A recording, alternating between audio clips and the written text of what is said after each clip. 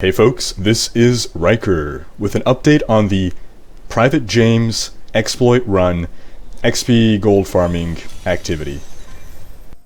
Now, I just want to say that this has not been hotfixed or patched as of the time of this recording, despite what tons of commenters have said. I repeat, it has not been nerfed, patched, or hotfixed. It is still functioning exactly as it did when I put up the original video. If you don't know what I'm talking about, then be sure to follow the links below to check out the guides on how to do this run. Quick and easy way to farm Torment 6 without killing a single monster and still getting a great amount of XP and gold. If nothing else, you can use this as a gold run. XP wise, having a level 70 guy power level you will always be more efficient, but this is something that you can do on your own or with friends leveling up together. Now I'm going to address the three major reasons why people claim that this has been nerfed and let you know what to look for when it will actually be nerfed, because it will. So the three claims that I'm seeing are, the first is that you spawn in a location that differs from what you see in the video. The second is that you get less XP than what you see in the video, and the third is that the spawn rate has been decreased or that the event doesn't even spawn at all. So to address these concerns, the first, if you're going to do this in campaign mode, it is possible, but you will initially spawn in a different place. The waypoint will be in a different location, however you still can set yourself up for the run. You simply need to select Quest 6 in Act 3, then you're going to cross the battlefields, find Tyrael, and at that point you're going to get a checkpoint, which is at the start of the bridge near where the waypoint would be in adventure mode. And in the video I showed you doing this in adventure mode. But once you have that checkpoint, you'll then be able to repeat these runs after that initial setup time. And I guess you'll be town portaling in as opposed to waypointing in. So that addresses the first concern. The second, about the XP. The first thing to bear in mind is XP will scale with level. At around level 60, you're going to get roughly 10 million XP. At 69, roughly 14 to 15 million. The higher up in level you go, the more XP this quest will allot. So if you're a level 30 or a level 50, you will get less than 10 million XP. That is completely normal. But just in case you want to make sure that you're running the game on Torment 6, there's no reason to not do this on Torment 6. You don't have to kill anything. You're looking for those Torment 6 rewards on a character that you can normally handle Torment with. That's the whole point of this exploit. The next thing, if you are in a game, if you're doing this with other people, which I encourage you to do, check the host's level. The XP will be based on the level of the host, not on your level. If you're level 60 in a level 69 game, you'll get the 14 million XP. But if you're in a level 30 game, you're going to get crap. I'm sorry to say. Which is why I don't really recommend doing this at the lower levels. The cursed chest farming is a lot better, and I recommend you check out that video. But that last 60 to 70 grind can be done pretty easily, especially if you don't have the gear to play the game normally. Now that said, another thing you want to check is whether or not you have a pool of reflection bonus. If you notice that the amount of XP received has decreased by about 25%, odds are you probably had a pool of reflection before, and now you don't. So you can't come and claim, I'm getting 25% less XP than I was before, ergo this has been nerfed. When Blizzard nerfs this, it's not going to be a minor 25% thing. It's going to be a massive, massive nerf. And the last bit about this is, if you don't get any XP, if your bar doesn't move at all, but you still get the notice that you are awarded XP, it's probably because you died when the XP was awarded. You want to be alive long enough to get the XP reward. If you die, you're not going to get the XP, even if the game says that you do. So just survive long enough to get that bonus, try to spam through the dialogue, because the quest has to complete. And then, if you have to die, die. But again, wait to get the XP. The only legitimate thing in people saying that there's less XP now is that this most likely will be what we're going to observe when Blizzard nerfs this. We're not going to see Blizzard decrease the spawn rate, which is the third point, and the by far most prevalent point that people bring up. They'll say, I went 10 runs without him spawning, I went 20 runs without him spawning, ergo this has been nerfed, either he doesn't spawn anymore or the spawn rate has been decreased. Look, random number generator is random number generator. 20 runs without seeing him, it's unfortunate, but it's bad luck. It's not a statistical anomaly by any stretch of the imagination. And apart from that, Blizzard is not going to nerf the spawn rate. And the reason I say this is twofold. The first is that if you look at my video of the refugee exploit run, this is a very similar situation where we were doing Torment 6, getting tons of XP, tons more than this. And what did Blizzard do to fix it? They just decreased the XP significantly. I'm talking by a factor of 10 at least. So if you one day notice yourself getting 10 times less XP than you were previously, then you can come and say that this has been nerfed. 25% difference, not going to happen. We have to assume now that Blizzard has a competent design team, which is a fair assumption given the overall state of Reaper of Souls, and they're going to look at this quest and determine what is the problem. Is this event spawning too often? No. The quest rewards too much XP. Blizzard's design team will notice that, and that is what they'll fix. So then, what do I have to say to those who go 10, 20 runs without Captain James spawning? Private James, rather. Actually, you know what? I'm officially promoting him to Captain because he's my hero. So Captain James now. If he goes 10 games without spawning, 20 games without spawning, does this mean that Blizzard decreased the spawn rate? Well, we're going to turn to some maths for this, in fact. And just to show that really it is not statistically anomalous for him to not spawn in 10 games and even 20 games. So, what are the odds of Captain James spawning 2 games in a row? We have previously established, and I brought this up in the original video when someone on Reddit was kind enough to do the breakdown on 100 runs and corroborate, and it has been further corroborated by other sources, that the spawn rate is about 20%, which is 1 out of 5. So what are the odds of him spawning twice in a row? Well, there's some very simple calculation to do there. So 1 over 5 times 1 over 5, which equals 1 out of 25. So there's a 1 in 25 chance, which is equal to 4%, that you'll get him twice in a row. And for those of you who play Dungeons & Dragons, that is the equivalent of rolling a 20 on a polyhedral die. It's a critical hit. How often do crits happen? Often enough to be exciting. They're definitely not statistically anomalous.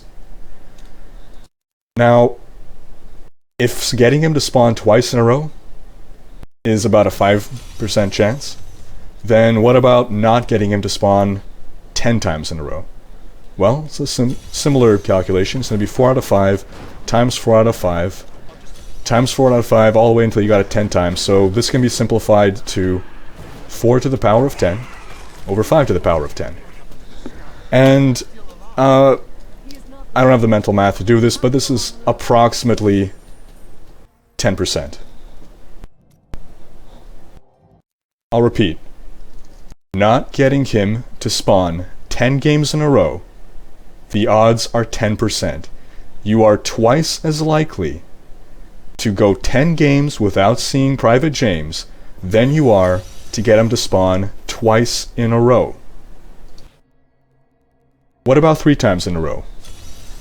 Well, if he spawns 3 times in a row, simple math, it's 1 out of 125 chance of that happening. That is less than a 1% chance. Less than a 1% chance of him spawning 3 times in a row. Yet I've seen it happen, my friends have seen it happen, and plenty of you people have seen it happen based on the comments. There's less than a 1% chance of him spawning 3 games in a row. Now, to compare that figure, we're going to look at getting him to not spawn 20 games in a row, and Again, it's 4 to the 20 over 5 to the 20, and the math works out to approximately 1%. Even a little over 1%. In other words, you are slightly more likely to go 20 games in a row without Private James spawning. And I just realized that you can't see any of this because it's off to the side, so let's move that there. I apologize for that. But it's not terribly important that you see this, regardless. There we go. You're twice as likely to go 20 games in a row without him spawning than 3 games in a row with him spawning. So, if it happens, it sucks. It really sucks to go 20 games in a row without it spawning. And if that's your first experience with this, I wouldn't blame you for not wanting to do it. But what you can't do is get a small sample size and say that it's been nerfed.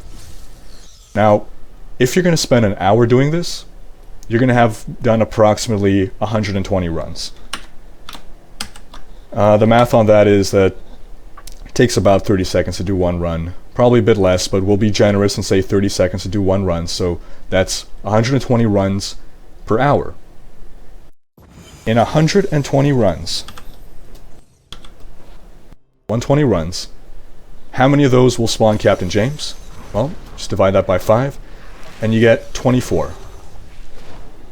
So in 1 hour, 120 runs, he will spawn 24 times. That means he will not spawn 96 times.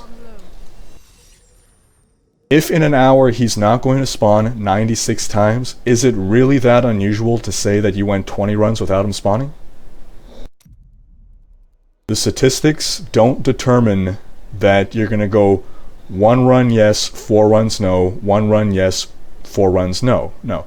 All the statistics say is that given a large enough sample size, say 120 runs, approximately 20% will be a success. So roughly 24 of those runs, you'll see the private, and 96 you won't. The larger your sample size, the more of these numbers are going to balance out.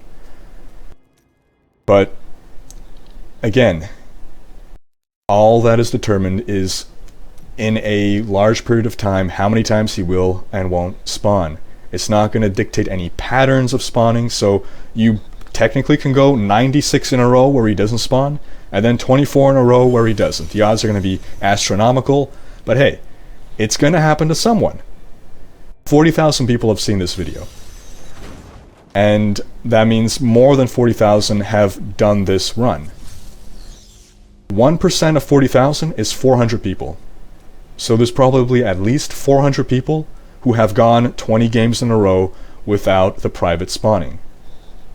It sucks, it happens, but over time, the numbers balance out and you're going to get your 20% spawn rate. Don't think that you're unlucky and that he's never going to spawn for you. Stats don't care about what happened in the past. Every time, every new game, you have a 20% spawn rate. Now, what can you do to increase your odds? Well, fortunately, you can actually fudge the numbers. And you do that by bringing in 1 or more friends. Ideally, a party of 4 will optimize your chances of success. So if you have 4 people running this, what are the odds of one of them getting it?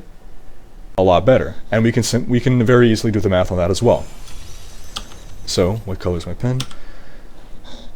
Not writing on my portrait. Good.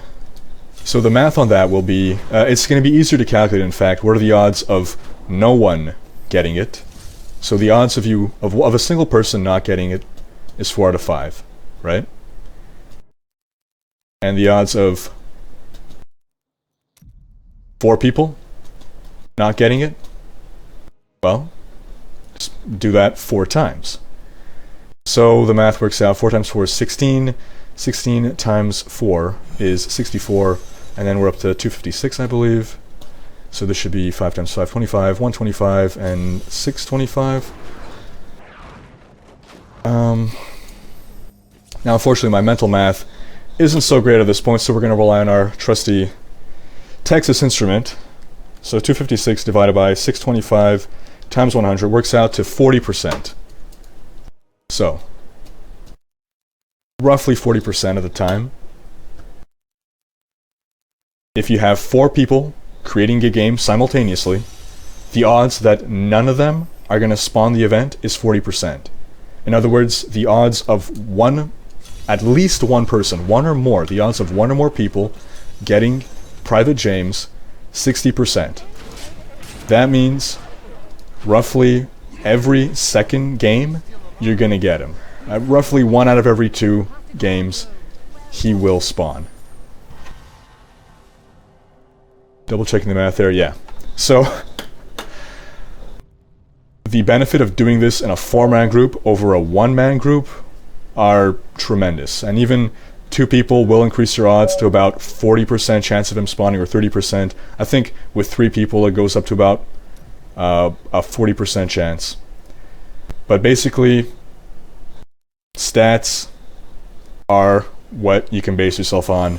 Not on hearsay, not on luck, not on a small sample size of 20 runs. The stats work out. It's not unusual to go 10 runs. It's not unusual to go 20 runs of a dry spell. It's more unusual to go 5 runs in a row where he does spawn. And this doesn't mean that you should be discouraged and not do this.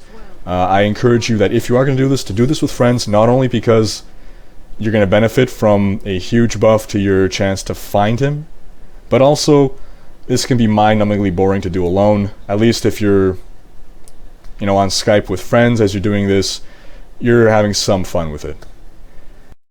So, all this to say, the sky is not falling. This has not been nerfed. Everything is normal. Everything is still working. If you want to keep doing this, go ahead. And be sure to check out the other video on how to do this with every class, or the original video on how to do it with the Demon Hunter. And stay tuned in the future for a guide, an updated guide on farming legendary items. And I might even bust out a little bit more statistics to to bring home my point there as well. So thanks for watching, and if you'd like to see more guides in the future, please like, comment, and subscribe. Subscribe for more Diablo 3 and tabletop RPG content, including Reaper of Souls guides, RPG quick tips, character and campaign ideas, and live recorded Dungeons & Dragons sessions.